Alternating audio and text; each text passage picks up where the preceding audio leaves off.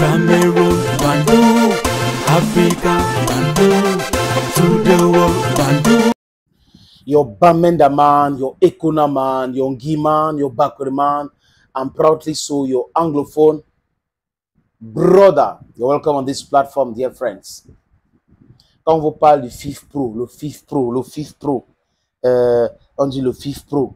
Je ne sais pas si c'est la FIF Pro, le FIF Pro, peu importe. Cette organisation soutient Jérémy Soren-Djita. Ils ont fait un communiqué. Mais avant la lecture du communiqué, les amis, je voulais poser une question. Si ce qu'on a reçu là, il y a une autre partie qu'on n'a pas publiée.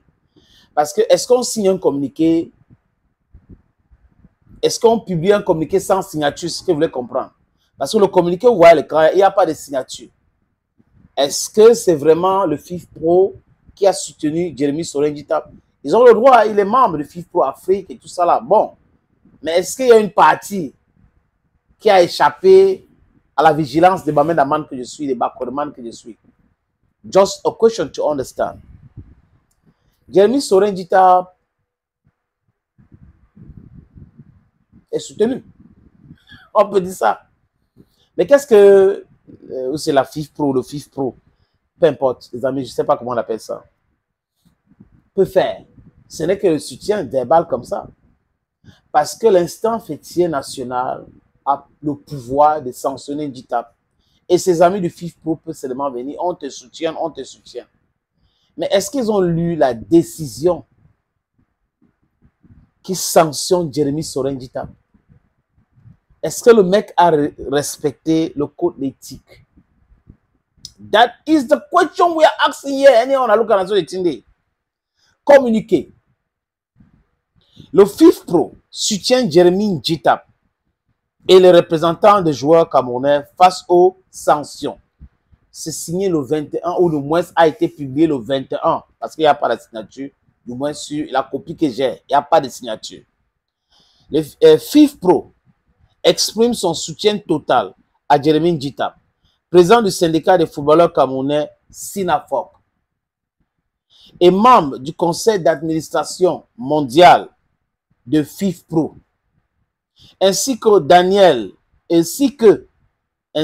Daniel Blaise Ngos, qui est avocat, secrétaire général de SINAFOC.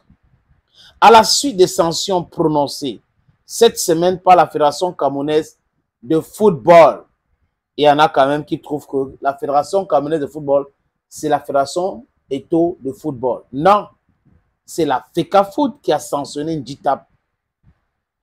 La commission d'éthique de la FECAFOOT a suspendu M. Djita pour une durée de 5 ans et M. Ngos pour 2 ans. Ces sanctions interviennent après des actions antérieures de la fédération visant à retirer à SINAFOC sa reconnaissance en tant que syndicat des joueurs au profit d'une nouvelle organisation ne représentant ni la voix ni les intérêts des footballeurs du Cameroun. Voilà ces machins qu'on appelle FIF Pro qui est en train de parler de l'association de footballeurs du Cameroun, l'association nationale de footballeurs du Cameroun. Et quand on va attaquer ces machins qu'on appelle FIF Pro, ils vont commencer, non, FIF Pro n'est rien. Ça ne représente rien. C'est un groupe de personnes qui protègent uniquement les intérêts. Le FIF Pro défend qui? C'est l'argent qu'ils sont en train de défendre. J'ai demandé ici, Djita, le compte. Dis-nous combien est-ce que tu as reçu?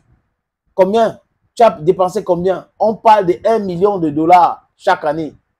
Qu'as-tu fait avec cet argent-là? On va pas demander le code que, regarde ce qu'ils disent, que la commission d'éthique de la FECAFOOT a suspendu Djita pour une durée de 5 ans et M. Ngos pour 2 ans. Ces sanctions interviennent après des actions antérieures de la fédération visant à retirer à SINAFOC sa reconnaissance en tant que syndicat des joueurs au profit d'un nouvel organisme ne représentant ni la voix ni les intérêts des footballeurs du pays. Qu'est-ce que ce FIF Pro, le FIF Pro, la FIF Pro, c'est concernant cette histoire? Si ce n'est pas le Congossa qui vient du SINAFOC.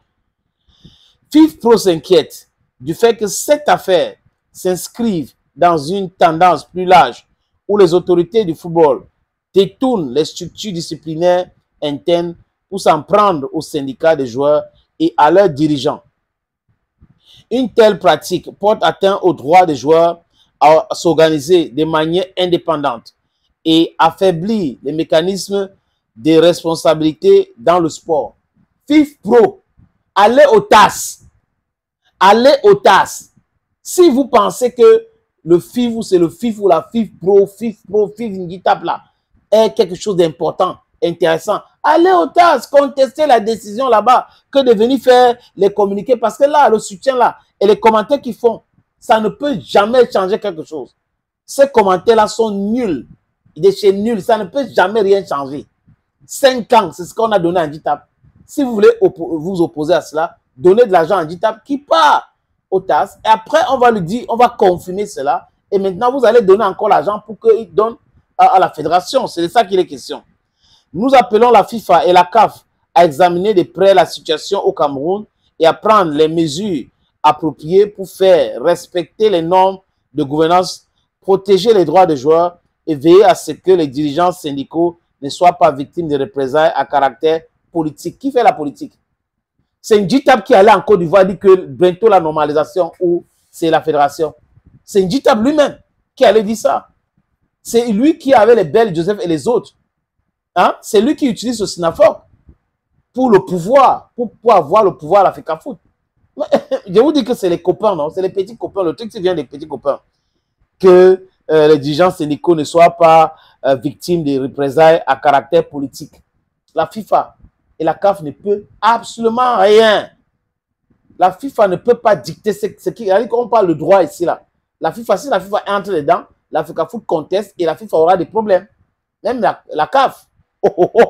FIFPro représente plus de 700 000 footballeurs professionnels, hommes et femmes à travers 72 syndicats nationaux dans le monde, des joueurs dans le monde, et reste fermement engagé à défendre les droits et soutenir leurs représentants légitimes.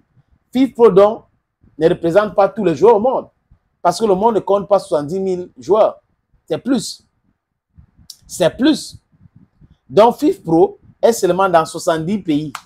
Et les autres pays alors, vous voyez que c'est un truc des copains, ils sont en train de se défendre, chacun défend l'intérêt de l'autre, et ils vont publier un communiqué sans signer. Et vous ne pouvez pas, à travers un communiqué, contester une décision de la justice. C'est pas ça qu'il faut faire. Ce qu'on attend de ces FIFPro là, c'est de donner de l'argent, c'est d'aller au niveau du TAS. Parce que quand vous dites oh, la CAF, la FIFA, là-bas ils ne peuvent rien. Il y a la juridiction suprême du sport, qui est le TAS. Si le TAS dit aujourd'hui qu'il faut annuler la décision des sanctions de Ngitap, on va annuler. Ça sera annulé. Mais la FIFA ne peut pas. Parce que la FIFA, on peut traîner la FIFA là-bas. On peut même traîner la CAF là-bas. D'ailleurs, Eto'o les a amenés là-bas. Une fois, il a eu gain de cause.